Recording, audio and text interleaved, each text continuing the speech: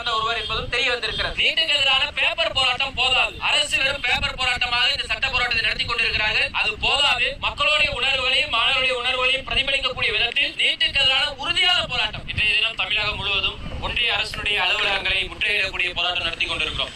சென்னை அதனுடைய ஒரு பகுதியாக சாஸ்திரி பவன் முற்றுகை போராட்டம் என்பது நடைபெறுகிறது. நீட் தேர்விலிருந்து துவக்கத்திலிருந்தே தற்போது வரை நீட் தேர்வு என்றால் முறைகேடு, முறைகேடு என்றால் நீட் தேர்வு என்கின்ற விதத்தில் ஒவ்வொரு ஆண்டும் நீட் தேர்வுடைய முறைகேடுகள் நாளுக்கு நாள் அதிகரித்துக் கொண்டே வருகிறது. அந்த வகையில் 2024 ஏற்கனவே நீட் தேர்வுடைய கொஸ்டின் பேப்பர் லீக்கேஜ் என்பது நடந்து உச்சநீதிமன்றம் தலையிட்டு விசாரணை நடத்தியும் கூட ஒரு தீர்வு எட்டப்படாத நிலைமை என்பது இருக்கிறது. மீண்டும் 2026 கொஸ்டின் பேப்பர் லீக்கேஜ் என்பது நடந்திருக்கிறது. சிபிஐ தகவலின்படி மகாராஷ்டிரா மாநிலத்தில் கைது செய்யப்பட்டிருக்கக்கூடியவர்களில் நீட் தேர்வு லீக்கேஜுக்கு முக்கியமான காரணமானவர் மகாராஷ்டிரா மாநிலத்தில் கூடிய பாஜகவுடைய மாநில இளைஞரணி சார்ந்த ஒருவர் என்பதும் தெரிய வந்திருக்கிறது.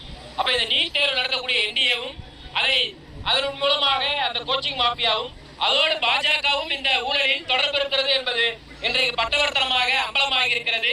நீட் தேர்வை நடத்தக்கூடிய நேஷனல் டெஸ்டிங் ஏஜென்சி அதனுடைய நம்பகத்தன்மையை மாணவர்கள் மத்தியில் இழந்திருக்கிறது. கடந்த முறையே ஒன்றிய கல்வி அமைச்சர் தார்மீக பொறுப்பேற்று பதவி விலகி இருந்தால் இந்த நடைமுறைகள் தவிர்க்கப்பட்டிருக்கும். அப்ப தட்டி கழிக்கப்பட்டதனுடைய விளைவு இன்றைக்கு பிஜேபி சார்ந்தவரே நேரடியாக இதில் ஈடுபட்டிருக்கிறார் என்கின்ற விஷயம் அம்பலமாயிருக்கிறது. எப்படி தமிழக அரசு